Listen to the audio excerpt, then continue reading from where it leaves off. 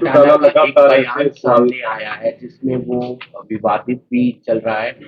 बांग्लादेश, श्रीलंका और बाकी जगह जो हुआ नेपाल के अंदर, ऐसे ही हमारे शासकों को सड़क पर दौड़ाना चाहिए, उन्हें पीटना चाहिए, ऐसा उनका कहना है, तभी ये यहाँ से भागेंगे। देखिए, इन लोगों का अपने देश की लोकतांत्रिक व्यवस्थाओं में विश्वास नहीं है, वो इस प्रकार की भाषाएं बोलते ही रहे। आखिर जब भी कभी हरियाणा में शासन करते थे, तब भी उनके ऐसे ही कृतित्व थे, और ऐसी कृतियों के कारण से ही हरियाणा की जनता ने उनको रास्ता दिखा दिया। अगर इस प्रकार की भाषा वो बोलेंगे, तो आगे हरियाणा की जनता उनको लोकतांत्रिक तरीके से आगे आने देगी, ऐसा मुझे शक है। 2026 में जी रहे हैं, लेकिन दूषित पानी पीने से सर तमाम लोगों की जान चली जाती है इंदौर में। बड़ी दुख की बात है जो आपने इंदौर वाली घटना बताई है।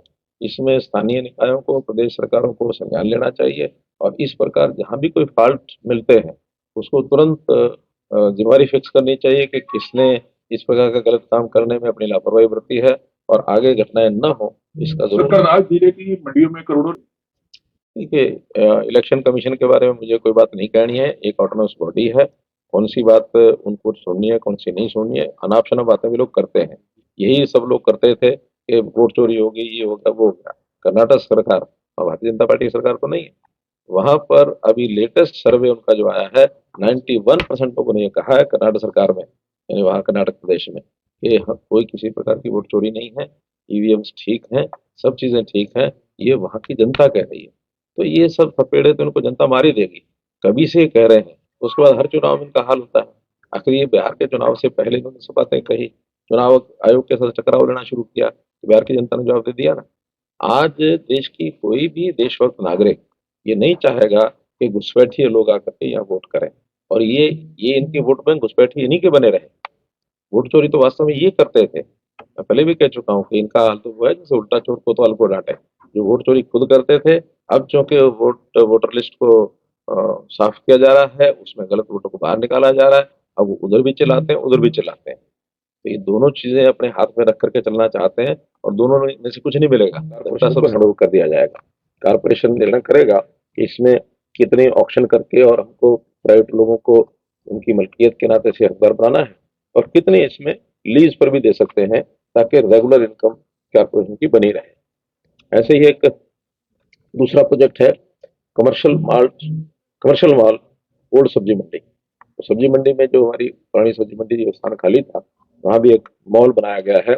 उस पर भी 35 करोड़ रुपए का खर्च आएगा, और ये जुलाई 2026 तक वो कंप्लीट होगा। पुरानी अनाज मंडी मैंने कहा था, नहीं, पुरानी सब्जी मंडी में तो पार्किंग बनेगी, वो अभी शुरू होनी है, लेकिन अभी उसका एक प्लान बन रहा है कि पुरानी अनाज मंडी में और ये कमर्शियल मॉल ये बनेगा। इसके साथ वर्किंग वुमेन हॉस्टल ये पहले से बन चुका है, इसका तो उद्घाटन 1 महीने में अभी हो जाएगा। 1 महीने बाद इसका वर्किंग वुमेन हॉस्टल का भी उद्घाटन हो जाएगा। एक प्रोजेक्ट जो मुगल कैनाल जिसका पहले नाम था, उसका नाम कर्ण कैनाल ये हो चुका है। तो कर्ण कैनाल के ऊपर फेज 1 पर काम नहीं हुआ, लेकिन फेज 2 पहले कंप्लीट हो चुका है। आज हमने जो स्थान देखा जिसका फेज 3 है, जिसमें लेंटर उस पर बन चुका है, उस जगह का उपयोग और कमर्शियल एक्टिविटी के नाते से उसका होगा, ताकि एक बाजार अच्छा बने। तो उसका भी आज मैंने एक्शन किया है, बहुत जल्दी उसका भी काम शुरू हो जाएगा।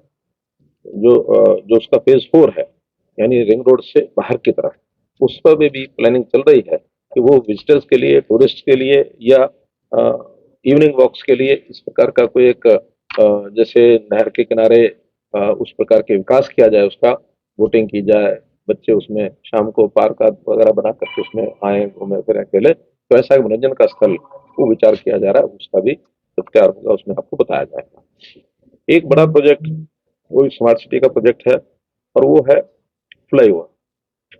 बड़ा फ्लाईओवर बाजार के यानी सब्जी मंडी के सामने से होते हुए और रेलवे रोड तक उस फ्लाईओवर को, जो वाल्मीकि चौक है, उसको कवर करेगा। और उसका एक जो रास्ता है वो इस रोड पर अपना पुराने बस स्टैंड की तरफ आगे बढ़ेगा। तो उसमें एक 3 लेग का ये फ्लाईओवर बनेगा, और इस पर कुल 128 करोड़ रुपया खर्च होगा।